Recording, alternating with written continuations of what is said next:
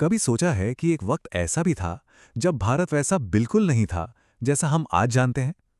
कोई बड़े बड़े राज्य नहीं, बस छोटे छोटे कबीले हुआ करते थे। लेकिन फिर करीब 600 ईसा पूर्व में कुछ ऐसा हुआ जिसने सब कुछ बदल कर रख दिया। ये कहानी है कि कैसे वो छोटे छोटे समूह विशाल साम्राज्यों में तब्दील हुए और कैसे भारत के पहले महान राजवंशों ने जन्म लिया। तो सवाल ये है कि ये हुआ कैसे? क्या ये कोई जादू था? बिल्कुल नहीं। इसके पीछे कुछ ठोस कारण थे। एक ऐसा बड़ा बदलाव जिसने समाज की पूरी तस्वीर ही बदल दी। चलिए इस पहेली को सुलझाते हैं और देखते हैं कि कैसे कबीलों की जगह बड़े बड़े राज्यों ने ले ली। हमारी ये कहानी 5 हिस्सों में आगे बढ़ेगी। हम देखेंगे कि इस नए युग की शुरुआत आखिर हुई कैसे। उन 16 महाशक्तियों से मिलेंगे जो उस वक्त सत्ता के लिए आपस में लड़ रही थीं। उनके शासन करने के तरीकों को समझेंगे, देखेंगे कि कैसे एक राज्य मगध बाकियों पर भारी पड़ा, और आखिर में जानेंगे कि इस पूरे दौर ने भविष्य के भारत की नींव कैसे रखी। तो चलिए शुरू करते हैं पहले भाग से, एक नए युग की शुरुआत। हम समय में थोड़ा पीछे जा रहे हैं, लगभग 600 ईसा पूर्व। ये सिर्फ एक और सदी नहीं थी, ये एक क्रांति थी जिसे इतिहासकार दूसरा शहरीकरण कहते हैं। ये वो पल था जब सब कुछ बदलने वाला था। ये सब ना एक डोमिनो इफेक्ट जैसा था। सबसे पहले आया लोहा। लोहे के औजारों और हल ने जंगलों को साफ करना और जमीन की गहरी जुताई करना बहुत आसान बना दिया। इसका सीधा नतीजा हुआ खेती में एक जबरदस्त उछाल, एक कृषि क्रांति। अचानक लोगों के पास अपनी जरूरत से कहीं ज्यादा खाना था, और यही सरप्लस यानी अतिरिक्त अनाज वो ईंधन बना जिसने बड़े बड़े राज्यों के इंजन को शुरू किया। और देखिए, जब समाज बदलता है तो राजनीति भी उसके साथ साथ बदलती है। इस नए आर्थिक दौर ने नई राजनीतिक शक्तियों को जन्म दिया। महाजनपद, ये प्राचीन भारत की नई सुपर पावर्स थीं जो इतिहास के मंच पर अपनी छाप छोड़ने के लिए अब पूरी तरह से तैयार थीं। तो मैदान में कितने खिलाड़ी थे? 2, 5? नहीं।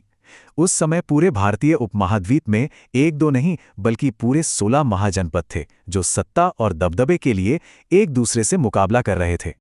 हमें इन 16 राज्यों के बारे में जानकारी मिलती है पुराने बौद्ध और जैन ग्रंथों से, और जब हम इनके फैलाव पर नजर डालते हैं तो पता चलता है कि ये कितने विशाल थे।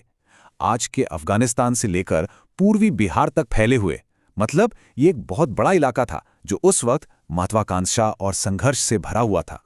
ये दौर सिर्फ नए राज्यों का ही नहीं था, ये शासन करने के नए नए तरीकों के बारे में भी था।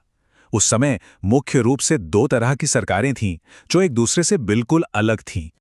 एक तरफ थे राजतंत्र यानी मोनार्की, जहां एक राजा ही सब कुछ कंट्रोल करता था। मगध और कोसल जैसे बड़े और शक्तिशाली राज्य इसी सिस्टम से चलते थे। दूसरी तरफ थे गणतंत्र, जिन्हें संघ भी कहा जाता था। यहाँ कोई एक राजा नहीं होता था, बल्कि शासन का फैसला कुछ प्रमुख लोगों का समूह मिलकर करता था, जैसा कि वज्जी और मल्ल में था। ये उस प्राचीन दुनिया के लिए सोचिए कितना क्रांतिकारी विचार रहा होगा। अब आते हैं कहानी के सबसे अहम मोड़ पर। 16 राज्यों ने सत्ता के लिए संघर्ष किया, लड़ाइयां लड़ी, लेकिन अंत में विजेता केवल एक ही हो सकता था, और वो विजेता था मगध। तो मगध ने ये कर कैसे दिखाया? आखिर ऐसा क्या खास था इस राज्य में कि इसने बाकी सभी को या तो जीत लिया या अपने अधीन कर लिया? देखिए, ये सिर्फ किस्मत का खेल तो नहीं था। मगध की इस जबरदस्त सफलता का राज 4 मुख्य चीजों में छिपा है। चलिए एक एक करके इन पर नजर डालते हैं और देखते हैं कि इन सब ने मिलकर मगध को कैसे अपराजय बना दिया। पहला कारण था उसकी लोकेशन। मगध की दोनों राजधानियां, पहले राजगृह और बाद में पाटलिपुत्र, एक तरह से प्राकृतिक किले थीं। राजगृह 5 पहाड़ियों से घिरा था और पाटलिपुत्र नदियों से। इन पर हमला करना किसी भी दुश्मन के लिए बेहद मुश्किल था। दूसरा, मगध के पास थे जबरदस्त प्राकृतिक संसाधन। मगध लोहे के विशाल भंडारों पर बैठा था, जिसका सीधा मतलब था बेहतर और मजबूत हथियार, और उनके जंगलों ने उन्हें 2 सबसे जरूरी चीजें दी: निर्माण के लिए लकड़ी और सेना के लिए युद्ध हाथी, जो उस जमाने के टैंक हुआ करते थे। तीसरा और शायद सबसे जरूरी कारण, उनके पास था भरपूर खाना। मगध गंगा के उपजाऊ मैदानों में था, जिसका मतलब था साल भर अनाज की बम्पर पैदावार।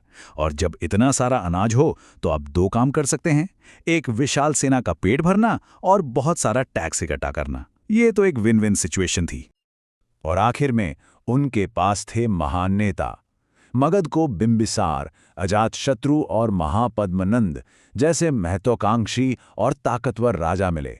ये वो लोग थे जो जानते थे कि उन्हें क्या चाहिए और उसे हासिल करने के लिए किसी भी हद तक जाने को तैयार थे।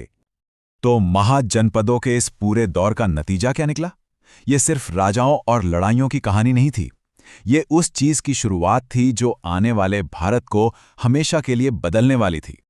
महाजनपदों के संघर्ष ने एक शक्तिशाली मगध साम्राज्य बनाया और इसी मजबूत नींव पर चंद्रगुप्त मौर्य ने भारत का पहला महान एकीकृत साम्राज्य खड़ा किया, मौर्य साम्राज्य। एक तरह से कहें तो महाजनपद उस महान नाटक का पहला अंक थे जो आने वाला था। तो एक साम्राज्य का जन्म हुआ, लेकिन एक साम्राज्य बनाना एक बात है और उसे एक साथ बनाए रखना बिल्कुल दूसरी। मगध ने एक अविश्वसनीय उपलब्धि हासिल की थी, लेकिन आगे की चुनौतियां और भी बड़ी होने वाली थी, जो भारत के इतिहास के अगले रोमांचक अध्याय को आकार देने वाली थीं।